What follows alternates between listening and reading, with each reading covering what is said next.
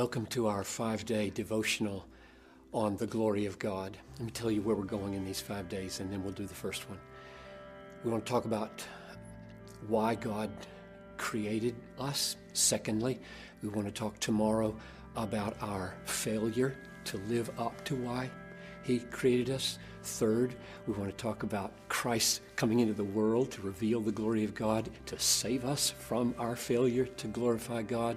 Fourth, what does a life look like to glorify God once you have been rescued by Him? And then fifth, what's the consummation of all things for the glory of God? So all of those relate to the glory of God. So here's number one for you to take away today.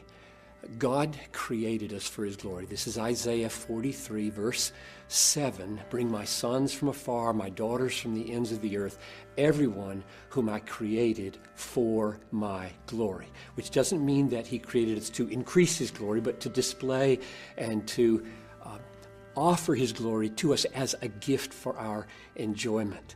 Which means then that you go over to 1 Corinthians 10:31, a text that my mom and dad always shared with me when I was a kid. Johnny, whether you eat or drink or whatever you do, do all to the glory of God. So now we have His purpose. God creates us for His glory, that is to magnify it, display it, make it look great.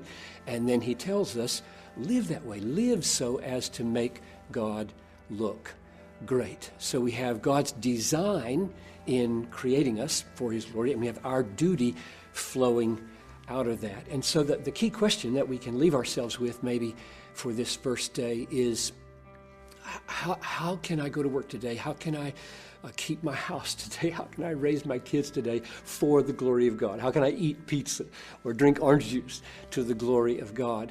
And the answer would surely be that in relying upon God, we show His trustworthiness. At every point of our lives, we're going to be relying on Him today. We're just little children, and He's all sufficient. And when you rely on Him, you make Him look great. And He made you to enjoy this glory. And I've always taught, I've tried to make it clear in everything I say, that God is most glorified in you when you are most satisfied in Him. So I think your biggest challenge today is be maximally satisfied in God. So that's my challenge and my prayer for you. May God grant you today to see that you are made for His glory. May He grant you to see that that's your ultimate, deepest duty, is to live so as to make Him look glorious, and that the central core way to do that is to fight for maximum satisfaction in His glory so that that weans you off of other sinful satisfactions.